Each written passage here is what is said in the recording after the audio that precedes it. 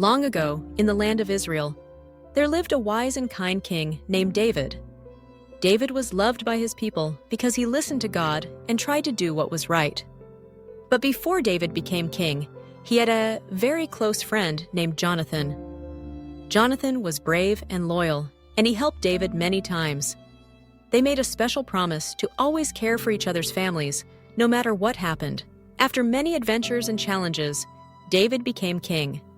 He ruled with fairness and tried to help everyone.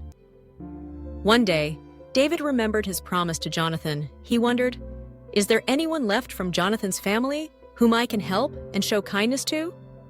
David asked his servants to search far and wide to find someone from Jonathan's family. Soon, a man named Ziba came to see King David.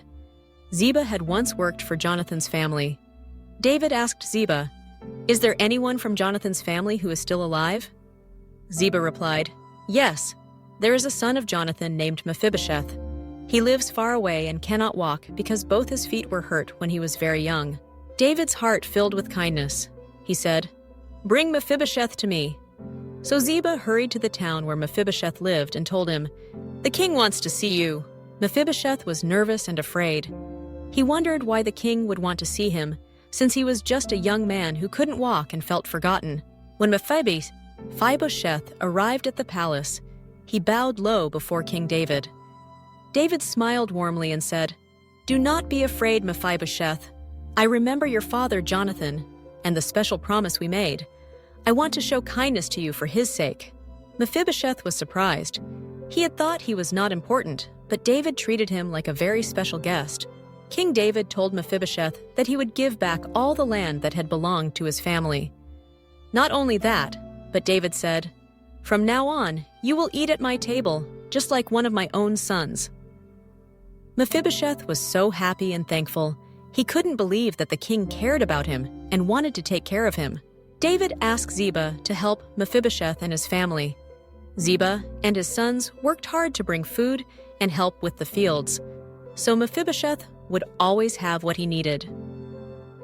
Every day, Mephibosheth joined David at his table, sharing meals and stories. He was treated with kindness and respect, just like everyone else, even though he couldn't walk. Through this story, we see how important it is to keep promises and to show kindness, especially to those who might feel left out or forgotten. David remembered his friend Jonathan and did everything he could to help Mephibosheth. He showed love and mercy, just like God wants everyone to do. Sometimes you might meet someone who feels lonely or different. Like King David, you can show them kindness by including them, helping them, or simply being a good friend. When you care for others, you are following the example of David and showing God's love. The story of David and Mephibosheth reminds us that nobody is forgotten and everyone is special. Kindness can change lives and make the world a warmer, happier place. So whenever you have a chance, choose to be kind, just like King David was.